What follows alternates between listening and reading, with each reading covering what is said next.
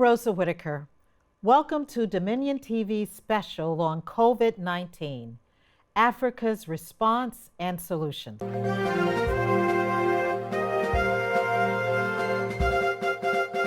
I now bring into the conversation Dr. Arikana Chihombori-Quao from Virginia, USA. Ambassador, welcome to Dominion Television.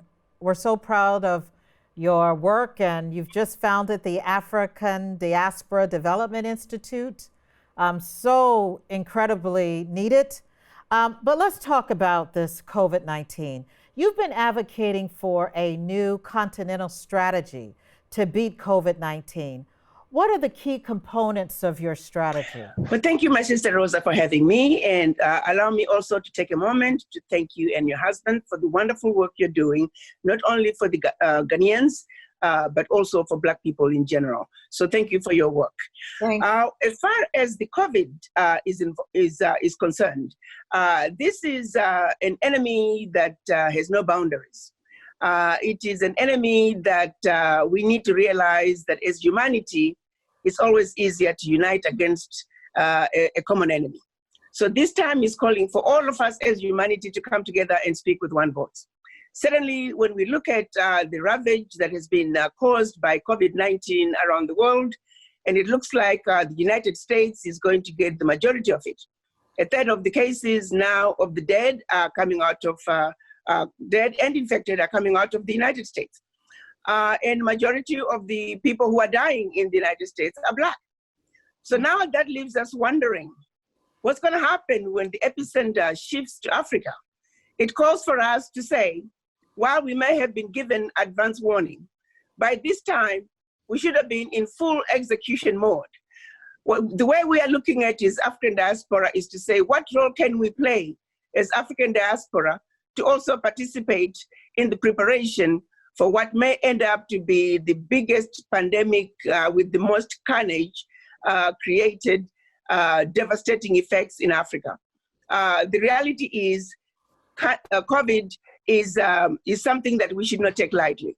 So as African diaspora, we're looking at a situation of saying, how can we play a role in supporting the African heads of states and the African CDC with whatever efforts they're making continentally as well as at a national level.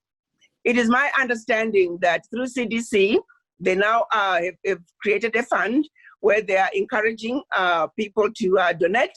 Those funds will be managed by the African Union. So we support that effort fully. But on our end also, we feel that we need to, especially in my case being a medical doctor, I feel strongly that the frontline workers must get the supplies that they deserve. They must have the protective gear that they deserve. When we look at how much an average mask is costing today, I feel very strongly that the African women and men, the tailors in Africa, we can manufacture those PPEs. And so our hope is through ADDI, we are raising funds to buy fabrics so we can empower the women and men, tailors and seamstresses in Africa from one country to the other and pay them to sew the masks, particularly starting with the surgical masks as well as the regular masks. We're getting to a point where just about everybody is going to need to wear a mask. So the average person on the street does not have to wear the surgical mask. They can wear a regular mask. We can save a lot of money that way. So the women in Africa, the tailors in Africa who are making dresses, we're going to be reaching out to them to say, please put aside the dresses for now. The need is in sewing these much needed PPEs. So we're in the process of fundraising. Our hope is to have 5 regional distribution centers, a center in each region where we will amass the needed COVID supplies. And at a national level, we empower the women who are sewing to make sure that they put aside their dressmaking programs and concentrate on manufacturing the needed gowns and face masks. So we're doing our part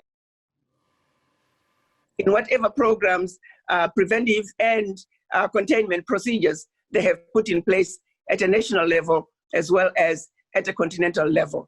But let's face it, Africa is not ready. I was looking at a report as late as 2 weeks ago. There are about 10 countries in Africa that don't have a single ventilator. So let's be realistic.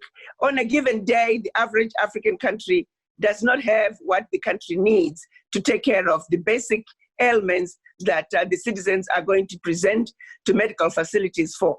So in the situation of a pandemic, we really need to realize that we have a long way to go and everybody must play their part, which is why through ADDI, we're urging everybody to go to our addi.org and donate towards the much needed COVID supplies.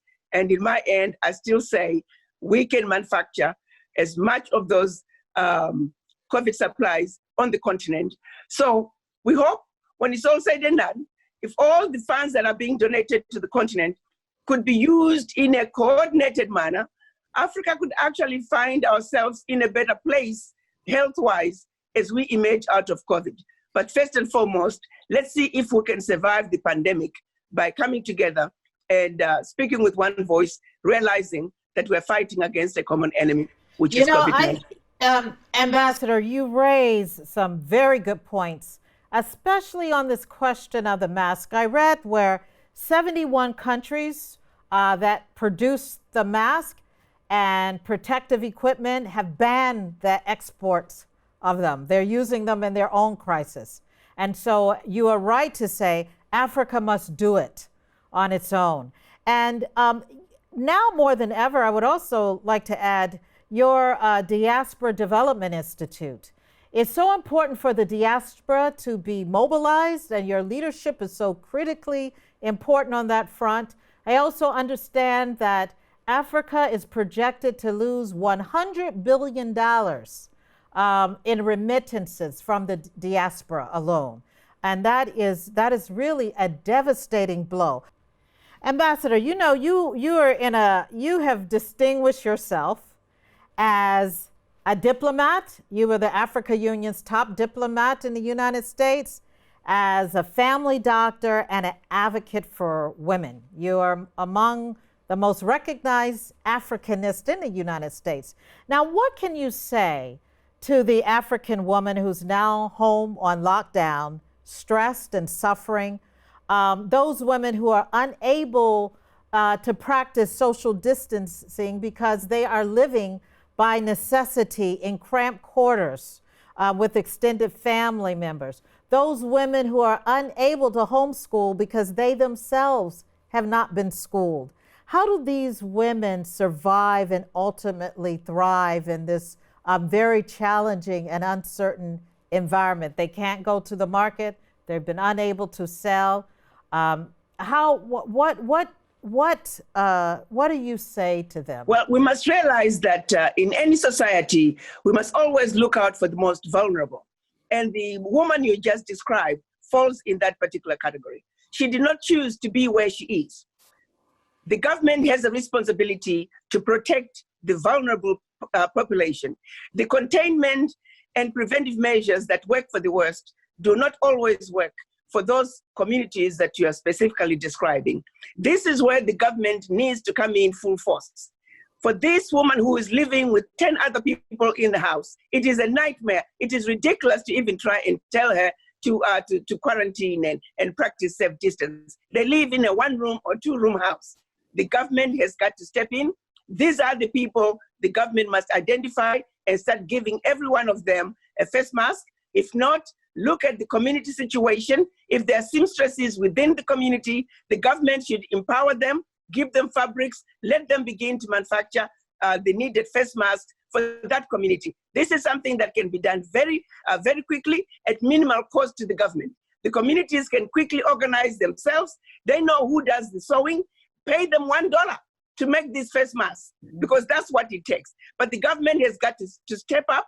They've got to look at thinking outside the box, but we must protect our most vulnerable, particularly the women and children. Can you tell us about your new book, Africa 101, The Wake-Up Call? I felt the Africans needed to understand what was really going on, that just changing a leader alone is not enough. I also understood that in general, the reason we are unable to fight back, we are the most abused people on earth. The reason we are unable to stand up and say enough is enough and push back is because as Black people, we are still suffering from the legacy of slavery, the legacy of colonization, and that there is a need for us to realize that we are in the intensive care suffering from this affliction, and that we needed healing, and we need the healing fast, that we are still fast asleep, that we must wake up, and we need to wake up fast. It's only when we are awoke and we unshackle the shackles of the mind that we can finally stand up and stand our ground and defend our turf and let the world know once and for all, you can no longer control us as Black people. You can no longer abuse us as Black people. That as united Africans, what little girls in Europe want is what little girls in Africa want. We are simply asking that the world must treat Africa fairly, with respect. The world must do with Africa what is right, what is just, and what is fair. So the wake-up call is to say, my brothers and sisters, understand your Africa from the root, not the way they want you to understand it. And understand that you are asleep and you need to wake up. Understand that you are suffering from this disease of colonization and slavery. It's only when we wake up that we can actually unite and take Africa to her rightful place on the world. That's a powerful message. Thank you. I appreciate you as well. Thank you. All right, take care.